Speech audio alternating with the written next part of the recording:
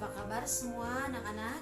Hari ini kita bertemu lagi dengan pelajaran sosiologi.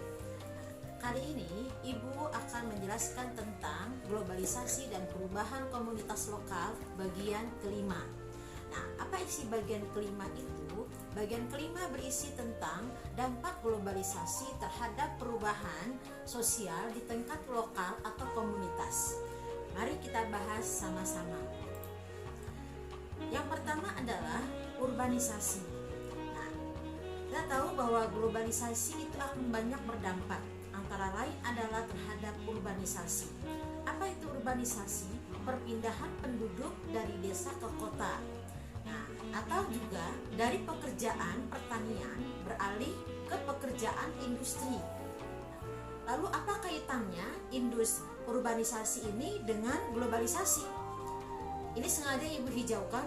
Nah, kaitannya adalah globalisasi melahirkan industrialisasi yang banyak membutuhkan tenaga kerja manusia, maka muncullah urbanisasi. Nah, kita tahu ketika globalisasi itu banyak sekali dibangun yang namanya industri-industri. Nah, industri-industri ini tentunya membutuhkan tenaga kerja. Tenaga kerja cukup banyak ini, kalau dari pabrik-pabrik dan sebagainya, itu diperoleh dari mana datangnya? Dari tenaga kerja dari desa. Nah, kemudian juga ada lagi sekarang sudah mulai home industry, ya, kemudian juga ada ya usaha-usaha lainnya yang membutuhkan tenaga kerja manusia. Nah, ini dibutuhkan yang namanya urbanisasi. Nanti sini ada tugas buat kalian mencari faktor pendorong, faktor penarik, dampak urbanisasi dan seterusnya.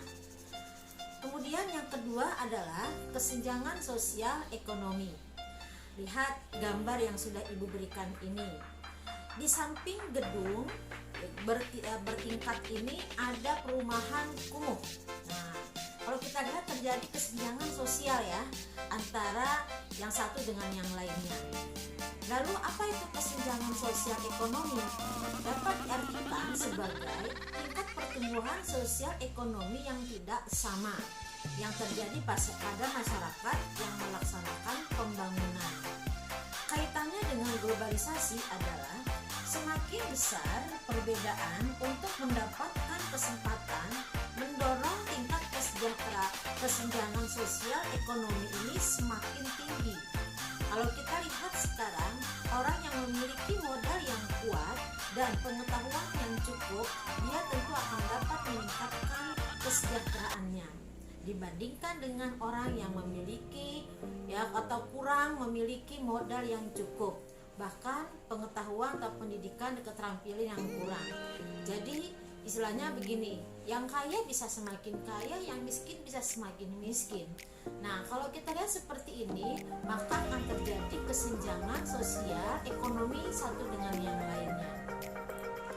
Yang ketiga adalah pencemaran lingkungan alam. Lihat gambarnya. Kali ini atau sungai ini sudah tercemar oleh sampah-sampah, oleh limbah-limbah pabrik. Nah, pembangunan itu harusnya memperhatikan kelestarian dan perbaikan lingkungan alam. Jangan asal membangun saja. Nah, kaitannya apa dengan globalisasi?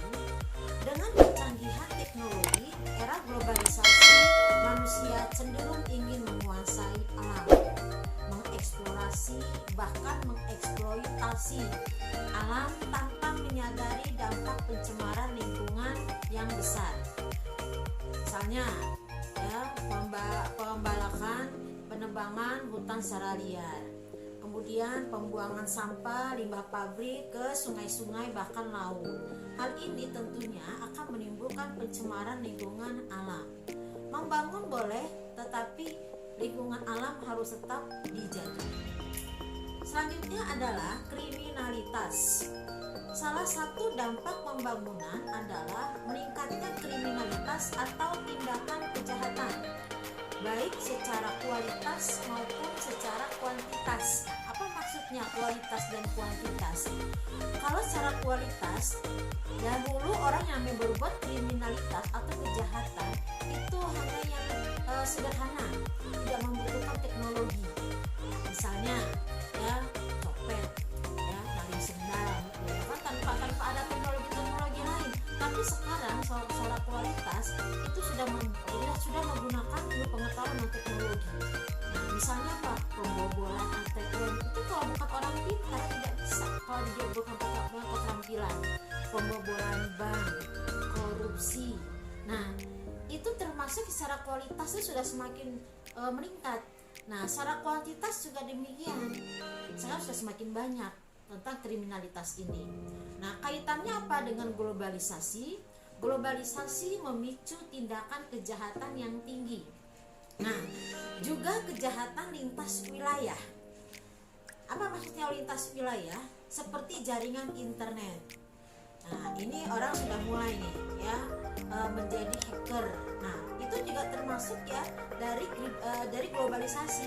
Kriminalitas itu jangan dikira pintar ya, hebat ya. Nah, tapi di situ adalah tindakan kejahatan ya, diretas. Akun orang diretas. Nah, kemudian pembajakan hak cipta. Pembajakan hak cipta. Misalnya, kalian mempunyai suatu karya, kemudian diposting keluar, kemudian diambil oleh orang lain. Nah, itu dibajak. Itu sudah termasuk kriminalitas. Nah, makanya di sini kita harus berhati-hati dalam ya menggunakan teknologi yang ada, jangan sampai kita terbentur oleh kriminalitas ini. Yang kelima adalah lunturnya ya jati diri bangsa. Nah, eksistensi jati diri bangsa. Banyak bidang dari lunturnya eksistensi jati diri bangsa.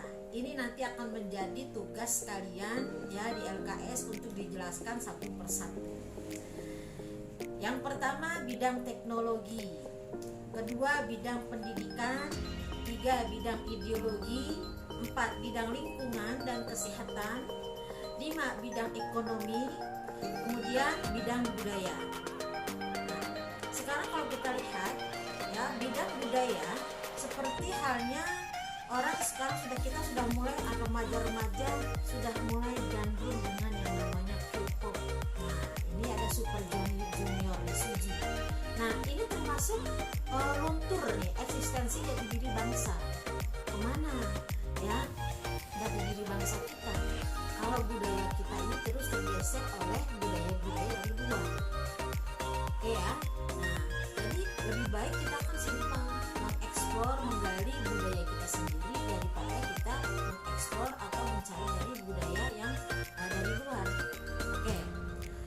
Selanjutnya ya to be continue. Salam semangat ya, tetap semangat belajar. Kita lanjutkan dengan materi selanjutnya. Assalamualaikum warahmatullahi wabarakatuh.